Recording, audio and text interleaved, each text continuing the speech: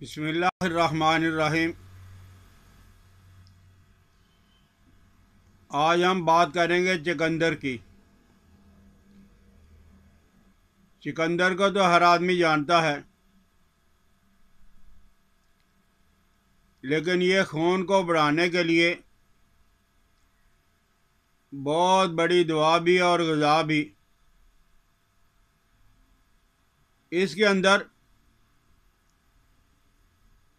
Protein بھی پائی جاتی ہے، نمکیات بھی، نشاستہ بھی، فائبر بھی، calcium, iron, vitamin A, B اور سی۔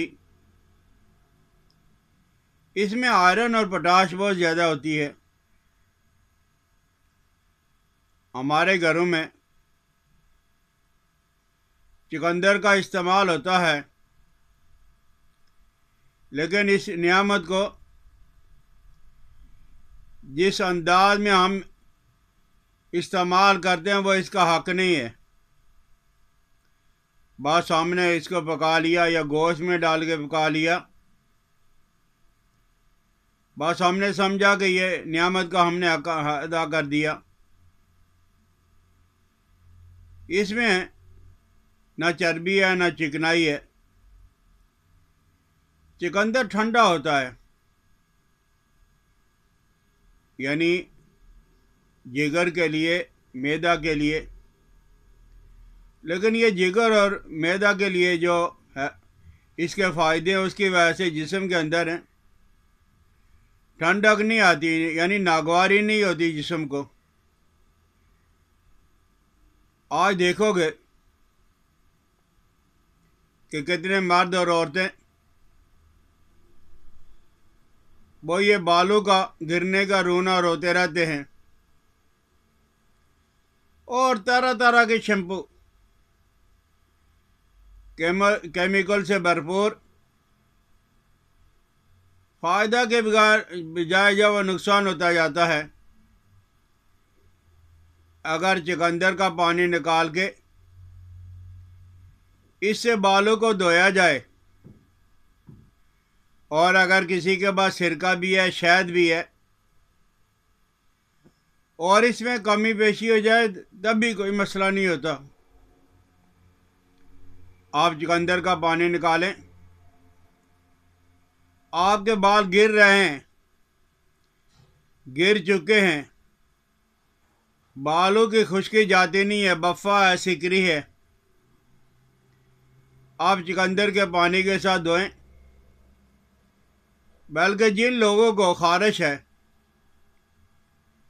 سر میں خارش یا جسم میں خارش، وہ صابن، لوشن، یہ کیمیکل والے ساری جو وہ چیزیں چھوڑ دیں، اور چقندر کے پانی سے سر کو دھونا اور جسم کو دھونا شروع کر دیں۔ تھوڑے ہی دنوں کے بعد آپ دیکھو گے کہ آپ کے سر پہ بال آنا شروع ہو گئے ہیں۔ آج ہمارے جگر اور تلی کا مسئلہ عام طور پہ رہتا ہے کہ جگر اور تلی کی بیماری کے لیے بہت زبردست دوا ہے، غذا ہے چقندر کا پانی، شہد اور سرکہ، یہ ملا کے آپ اسے غسل کیا کریں۔ اگر کسی کے سر کے اندر درد ہے یا دانتوں میں درد ہے، عجیب بات یہ ہے کہ چقندر کا پانی نکال کے اپنے ناک میں ڈالیں، آپ دیکھو گے کہ فوراً سر کا درد بھی ختم ہو گیا اور دانتوں کا درد بھی ختم ہو گیا۔ سفید چقندر کا پانی یہ جگر کے لیے بہت زبردست ہے۔ کوئی آدمی اللہ نہ کرے اگر کہیں جل جائے، آپ زیتون کے تیل میں چقندر کا پانی، رس، جوس ڈال کے آپ اس جگہ پہ لگا لیں، فوراً ہی سکون ہو جائے گا۔ ناشتہ سے 1 گھنٹہ قبل اگر چقندر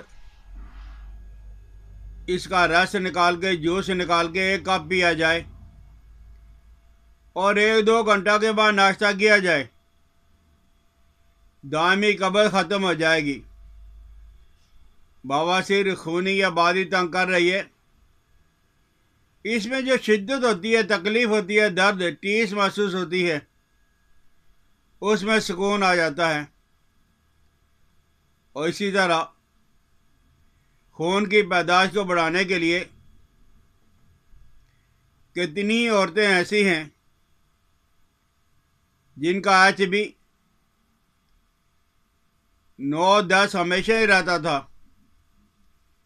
1 مہینے چقندر کا ساگ اور چقندر کا پانی پلایا گیا تو ان کا HB 14 سے 15 ہو گیا۔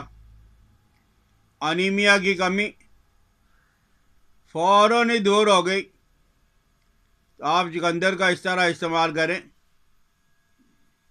کہ اس کی کوئی بھی چیز، اس کی جڑیں ہیں، اس کے پتے ہیں، آپ جب کبھی چقندر کا استعمال کرتے ہو، آپ اسے کاٹ کے اس کے چھلکے، اس کے پتے، اس کی جڑیں پھینک دیتے ہو، انہی کو دھو کر پانی کے اندر ابال کے پانی کو ٹھنڈا کر کے آپ اپنے جسم کو اسے دھویا کریں، میل کچیل سے بھی جسم صاف ہو جائے گا اور کسی بھی طرح کی اگر خارش ہے تو وہ ختم ہو جائے گی۔ چقندر کا استعمال یہ ہماری صحت کے لیے بہت زبردست ہے۔ صرف اس میں وہ آدمی اس کو استعمال نہیں کرتے جن کو شوگر کی تکلیف ہے۔ ان میں شوگر بہت زیادہ ہوتی ہے۔ کئی ممالک ایسے ہیں کہ چقندر سے جب وہ شکر بھی بناتے ہیں، گڑ بھی بناتے ہیں، چینی بھی بناتے ہیں، اور یہ جو ہمارے جسم کے اندر پیشاب کا مسئلہ یا پتھریوں کا مسئلہ ہو جاتا ہے، گردے میں ہو یا مثانے میں، یہ چقندر کا استعمال کرنے سے صفرا کا اخراج زیادہ ہوتا ہے۔